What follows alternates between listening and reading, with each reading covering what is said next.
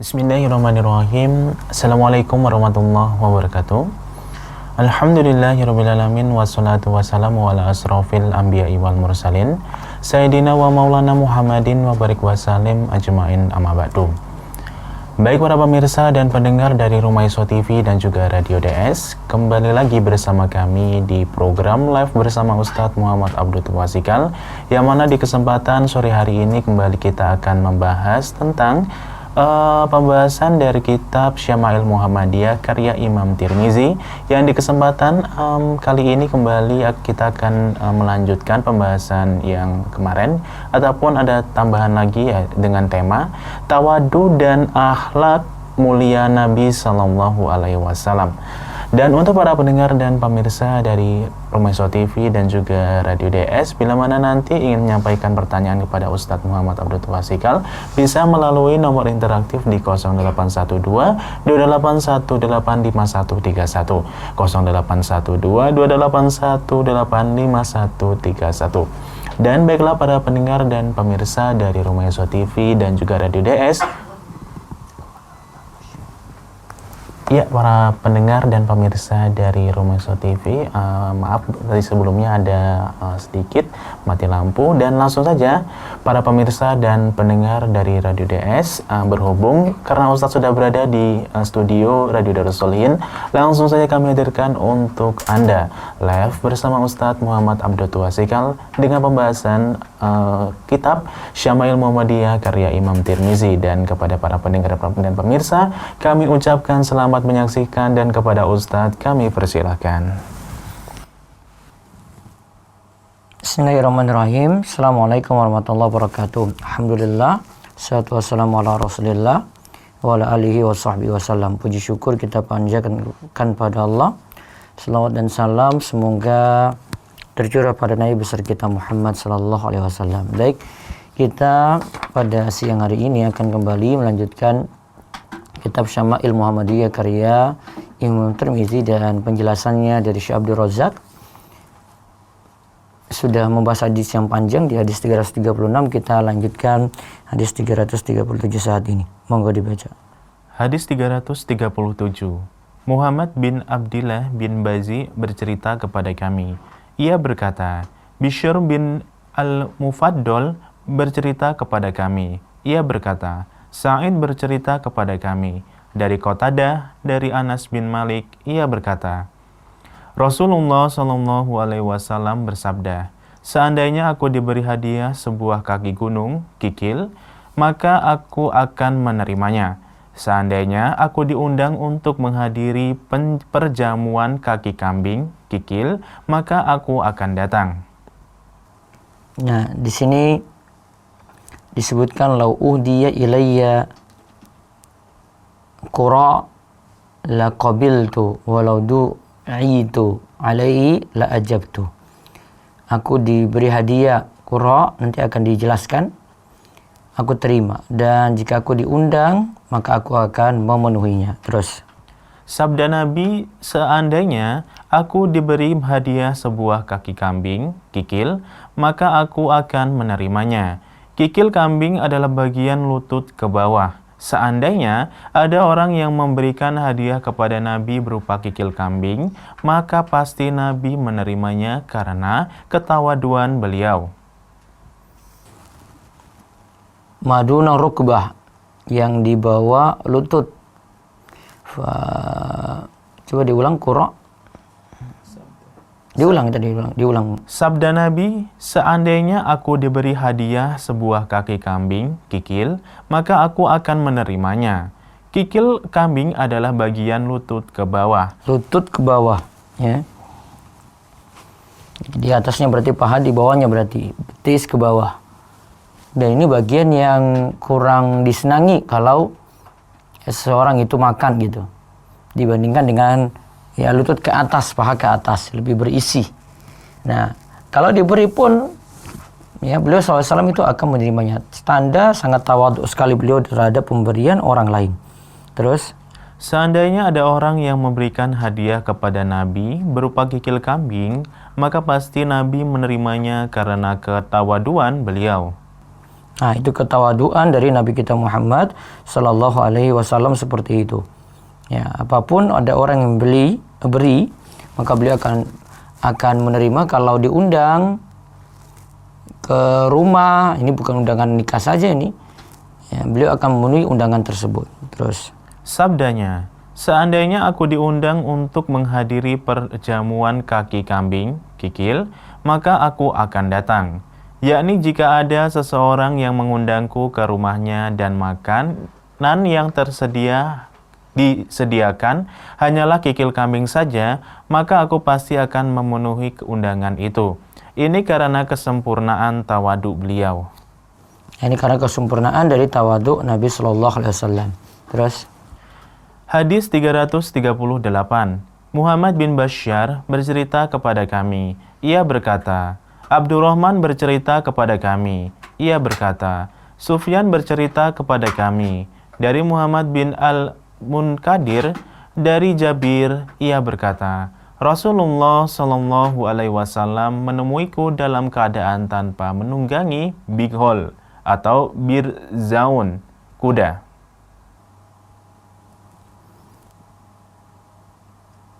Ja'ani Rasulullah SAW laisa biraqibin baglin wala birzaun. Nah, sekarang kita lihat apa yang dimaksudkan dengan hadis ini. Nabi Shallallahu Alaihi Wasallam datang menemui Jabir untuk menjenguknya dengan berjalan kaki. Karena Jabir waktu itu sedang sakit. Beliau Shallallahu Alaihi Wasallam biasa menjenguk para sahabatnya, baik dengan berjalan kaki atau mengendarai hewan tunggangan.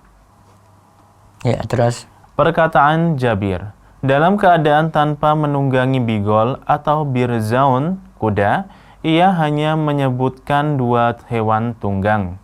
Ini untuk menjelaskan bahwa Nabi Shallallahu Alaihi Wasallam ketika hendak mengunjungi siapapun, maka beliau tidak meminta kendaraan yang paling bagus dan paling indah. Akan tetapi beliau berangkat dengan kondisi apa adanya. nah, itu tanda Nabi SAW itu begitu sederhana sekali. Ketawaduan dari beliau sallallahu alaihi wasallam. Terus Jika tidak ada hewan tunggangan, maka beliau berangkat dengan berjalan kaki. Birzaun adalah yang menjelaskan bahwa hewan itu lebih besar dari kuda dan ada juga yang menjelaskan bahwa birzaun adalah kuda selain kuda Arab. ya, terus Hadis 339. Abdullah bin Abdirrahman bercerita kepada kami. Ia berkata, Abu Nuaim bercerita kepada kami. Ia berkata, Yahya bin Abil Haytham al-Attar memberitahu kami. Ia berkata, aku mendengar Yusuf bin Abdillah bin Salam berkata, Rasulullah Shallallahu Alaihi Wasallam menamaiku Yusuf, mendudukanku di pangkuannya dan mengusap kepalaku. ya, samani Rasulullah SAW Yusuf wa ak'adani fi hijrihi wa masaha alayya ra'si. Ya, kita lihat keterangannya. Perkataan Yusuf, Rasulullah Shallallahu Alaihi Wasallam menamaiku Yusuf, maksudnya ketika ia lahir dan dibawa kepada Nabi Shallallahu Alaihi Wasallam. Ya, ketika lahir, di sunnahnya diberi nama langsung bisa. Maksimalnya nanti 7 hari untuk pemberian nama tadi. Atau sudah disiapkan. Ya, seperti nama tadi sudah disiapkan oleh orang tua. Ini juga jadi syariat yang dibolehkan karena dulu sejak masa silam ada di zamannya Hannah, ibunya Maryam, itu mempersiapkan nama untuk Maryam. Kalau Maryam lahir, maka akan disiapkan nama untuk putrinya, yaitu Maryam. Nah, dan ternyata apa yang dia siapkan tadi benar, Maryam itu lahir dan dinamakan seperti itu. Terus Perkataannya, mendudukanku di pangkuannya dan mengusap kepalaku. Mengusap kepala anak menunjukkan kasih sayang kepada anak kecil. Ini merupakan bentuk sifat tawaduk Nabi kita Shallallahu Alaihi Wasallam, yaitu beliau menyayangi anak kecil dan mendudukkan mereka di pangkuannya. ya, tanda kasih sayang beliau mendudukkan anak kecil itu di pangkuannya. Dan ini bentuk tawaduk dari Nabi kita Muhammad Sallallahu Alaihi Wasallam. Terus Hadis 340. Ishaq bin Mansur bercerita kepada kami. Ia berkata, Abu Dawud At-Toyalisi bercerita kepada kami. Ia berkata, Ar-Rabi, yaitu Ibnu Sabih bercerita kepada kami. Ia berkata, Yazid Ar-Raqashi bercerita kepada kami dari Anas bin Malik bahwa Rasulullah SAW menunaikan haji dengan menggunakan pelana unta yang usang dan selembar kain. Kami menduga harganya hanya 4 dirham saja. Ketika beliau telah tegak di atas hewan tunggangannya, maka beliau bertalbiyah. Ya, terus.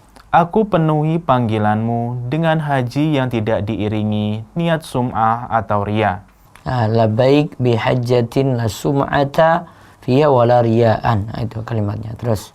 Ini adalah jalan lain dari hadis yang sudah disebutkan sebelumnya di awal bab ini. Terus. Hadis 341. Ishaq bin Mansur bercerita kepada kami. Ia berkata, Abdul Razak bercerita kepada kami. Ia berkata, Ma'mar bercerita kepada kami dari Sabit al-Bunani dan Asim al-Ahwal dari Anas bin Malik bahwa ada seorang tukang jahit yang mengundang Rasulullah SAW. Kemudian ia menghidangkan sarit yang berisi dubba atau kulit. Ia berkata, Rasulullah SAW pernah mengambil dubba dan beliau senang makan dubba. Sabit berkata, aku mendengar Anas berkata, masakan apapun yang dimasak untukku, kalau bisa ditambahi dubba, maka akan ditambahkan dubba tersebut. Ya, terus. Perkataan Anas bahwa ada seorang tukang jahit yang mengundang Rasulullah SAW, ini berarti beliau memenuhi undangan orang yang mengundang. Meskipun ia adalah orang yang berstatus pekerja hina, remeh, atau pekerja pabrik sebagai bentuk tawaduk beliau. Nah, Nabi SAW tanda tawaduknya di situ, diundang siapapun, walaupun dengan makanan sederhana, beliau tetap datang. Terus. Perkataannya, kemudian ia menghidangkan sarit, bubur berkuah, yang berisi dubba, kulit. Maksudnya sarit, bubur, dubba. Dubba itu adalah kulit yang sudah dihilangkan bulunya. Ya, terus. Perkataannya, Rasulullah pernah mengambil dubba dan beliau senang makan dubba. Anas sangat senang makan dubba sejak ia melihat Nabi SAW menyukai dubba. Oleh sebab itu Sabit berkata, aku mendengar Anas berkata, masakan apapun yang dimasak untukku, kalau bisa ditambahi dubba, maka akan ditambahkan dubba tersebut. Nah, terus. Hadis 342. Muhammad bin Ismail bercerita kepada kami. Ia berkata, Abdullah bin Sholih bercerita kepada kami. Ia berkata, Muawiyah bin Sholih bercerita kepada kami. Dari Yahya bin Sa'id dari Amroh, ia berkata, Aisyah pernah ditanya, apa yang dilakukan oleh Rasulullah SAW di rumahnya? Ia menjawab, beliau adalah manusia biasa. Beliau menambal bajunya, memerah susu kambingnya, dan melayani dirinya sendiri. Karena basyaran minal basyar. Nabi SAW itu ya sama dengan manusia yang lainnya. Ya flisaubahu, ya pakaiannya itu ada yang sobek, beliau tambal. Wa yahlubu syatahu, beliau memerah susu dari kambingnya itu sendiri. Wa yakhdumu nafsahu, beliau melayani dirinya sendiri. Coba kita lihat. Aisyah pernah ditanya tentang pekerjaan Nabi SAW di rumahnya. Maka ia menjawab, beliau SAW adalah manusia biasa. Ini adalah pengantar untuk bab selanjutnya. Maksudnya, beliau tidak membeda-bedakan antara dirinya dengan orang lain. Ya, beliau tidak beda-bedakan antara dirinya dengan orang lain.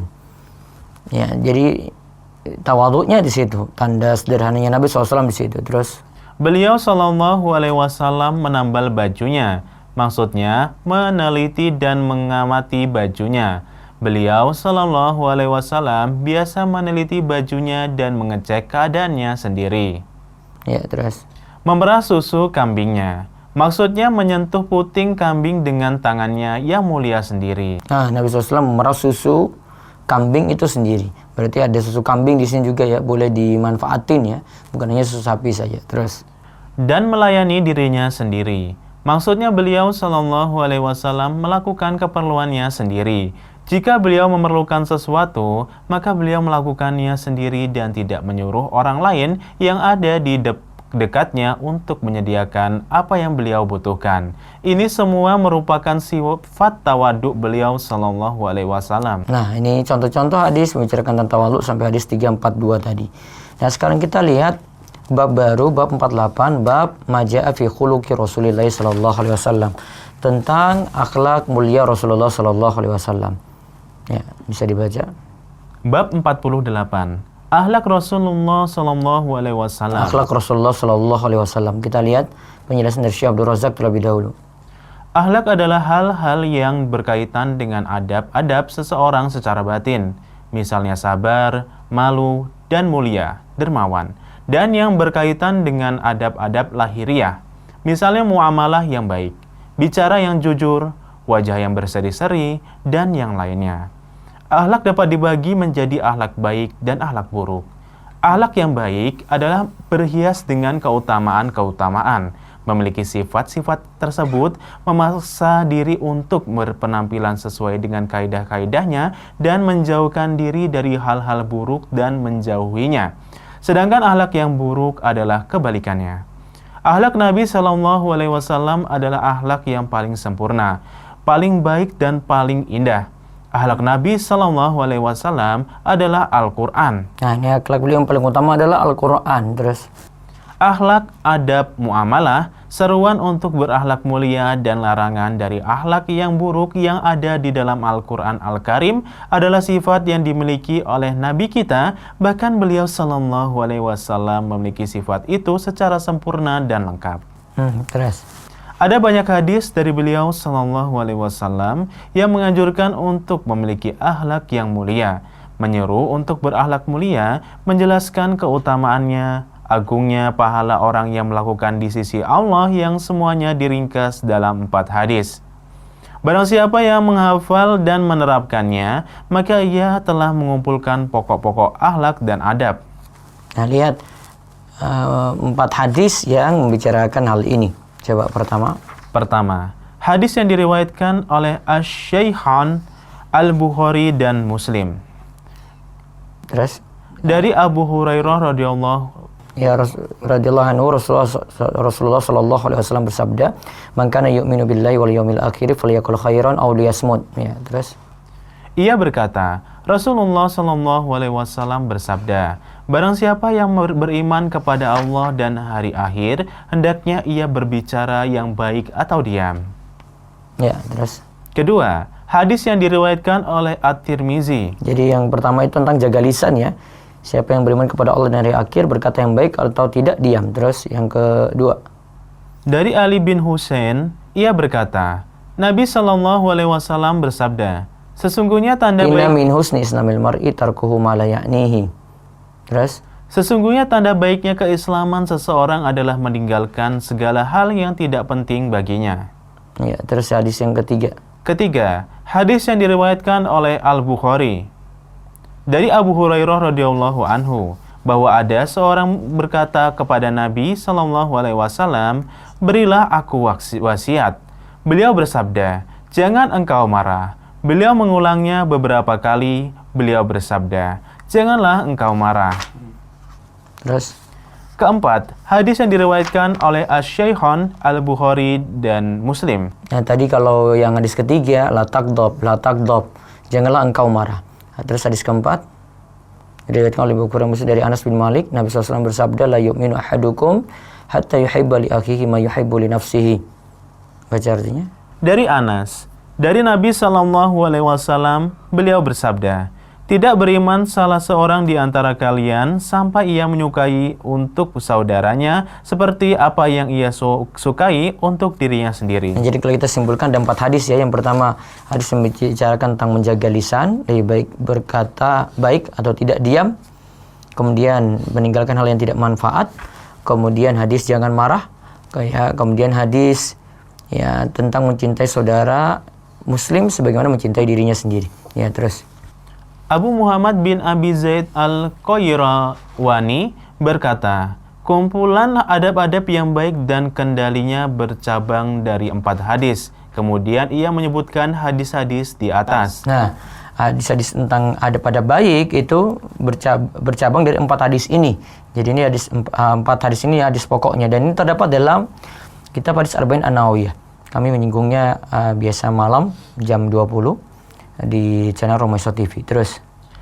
Dalam hadis pertama, disebutkan petunjuk untuk menjaga lisan, lidah, agar seseorang berpikir dan merenungkan apa yang akan ia katakan. Jika yang akan ia katakan mengandung kebaikan, maka ia akan mengucapkannya. Dan jika yang akan ia katakan itu mengandung keburukan, ia tahan dirinya dari mengucapkannya. Jika ia ragu dan tidak tahu antara baik atau buruk, maka ia tahan lisannya dari mengucapkannya.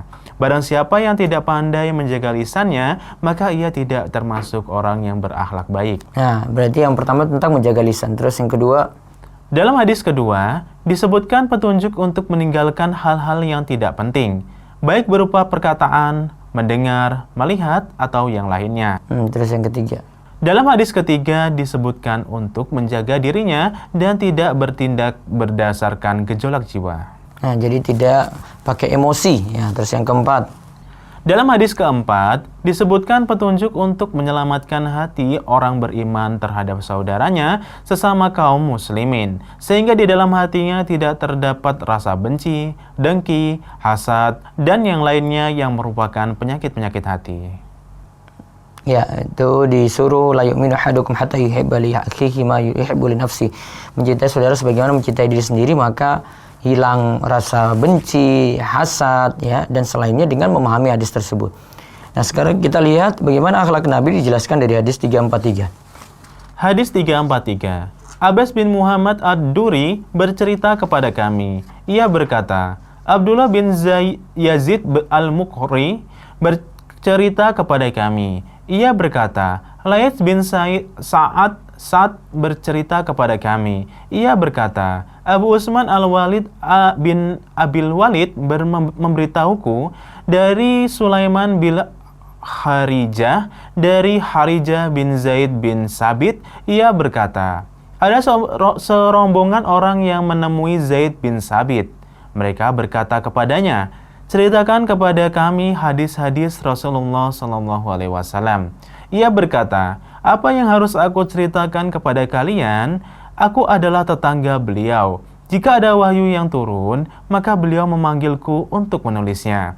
Jika kami menyebut dunia, maka beliau juga menyebutnya bersama kami. Jika kami menyebut akhirat, maka beliau juga menyebutnya bersama kami. Jika kami berbicara tentang makanan, maka beliau juga berbicara bersama kami. Itu semua yang aku ceritakan kepada kalian tentang diri Rasulullah SAW. Ya, dari Zaid bin Sabit, coba kita lihat keterangannya. Perkataan Harijah, ada serombongan orang menemui Zaid bin Sabit. Mereka berkata kepadanya, ceritakan kepada kami hadis-hadis Rasulullah SAW. Di sini dijelaskan semangatnya kaum salaf untuk mendengar hadis Rasulullah SAW. Perkataan Zaid, apa yang harus aku ceritakan kepada kalian? Ini menunjukkan banyaknya yang ia hafal dari hadis-hadis Rasulullah SAW, baik dalam syama'il, ciri-ciri beliau, akhlaknya, adabnya, dan yang lainnya. Nah, terus. Aku adalah tetangga beliau SAW. Maksudnya, rumahku dekat dengan rumah beliau. Nah, jadi karena dekat maka dia Zaid bin Sabit itu mengenal Nabi SAW. Terus. Ini lebih mendukung untuk mengetahui tentang syama'il beliau lebih lengkap. Syama'il itu ciri-ciri beliau, sifat-sifat beliau. Terus. Jika ada wahyu yang turun, maka beliau SAW memanggilku untuk menulisnya. Nah, jadi Zaid bin Sabit juga penulis wahyu. Terus. Zaid adalah salah satu penulis wahyu Rasulullah SAW. Ia menunjukkan dekatnya ia dengan Nabi SAW dari sisi lainnya selain sisi dekat rumahnya, yaitu sebagai penulis wahyu. Ya, terus. Jika kami menyebut dunia, maka beliau Shallallahu Alaihi Wasallam juga menyebutkannya bersama kami. Beliau Shallallahu Alaihi Wasallam menyebutkan dunia bersama mereka untuk menjelaskan kezuhudan di dunia dan agar tidak sibuk dengannya, dan untuk menjelaskan kehinaan dunia di mata Allah, dan bahwa dunia itu tidak lebih mulia dibanding sayap nyamuk di sisi Allah. Dan beliau Shallallahu Alaihi Wasallam juga menyebutkan banyak permisalan tentang hal tersebut. Ya. Terus? Jika kami menyebut akhirat, maka beliau juga menyebutkannya bersama kami. Tadi disebut dunia, maka Nabi SAW menyebut kepada sahabat juga seperti itu. Kalau menyebut akhirat, maka Nabi SAW juga menyebut seperti itu. Terus?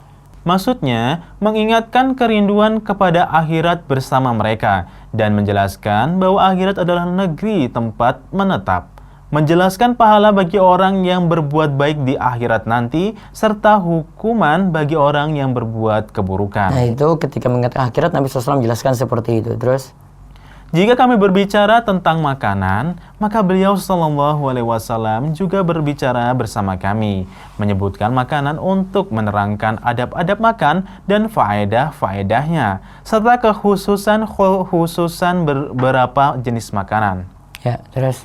Itu semua yang aku ceritakan kepada kalian tentang diri Rasulullah Shallallahu Alaihi Wasallam, yakni ini adalah pembahasan yang sangat luas, dan ia Zaid meringkas untuk mereka dengan rangkuman di atas. Nah, Zaid karena tetangga Nabi SAW juga penulis wahyu, maka dia tahu bagaimana sifat-sifat Nabi SAW seperti itu. Wallahu a'lam. Ya, demikian yang kita bahas untuk siang hari ini. Kami rasa cukup. Untuk soal kita pending dulu. Nanti ada kajian ada asar jam 4 dengan KPMI, nanti bisa diikuti. Yang bisa nampung pertanyaan di situ dengan tema pembahasan tentang fikih musabaqah, tentang hukum seputar lomba. Mudah-mudahan bisa gali ilmu yang bermanfaat dengan kajian tersebut. Demikian kita tutup dengan doa kafaratul majelis. Subhanakallahumma bihamdika asyhadu an la ilaha illa anta astaghfiruka wa atubu ilaik. Assalamualaikum warahmatullahi wabarakatuh. Waalaikumsalam warahmatullahi wabarakatuh.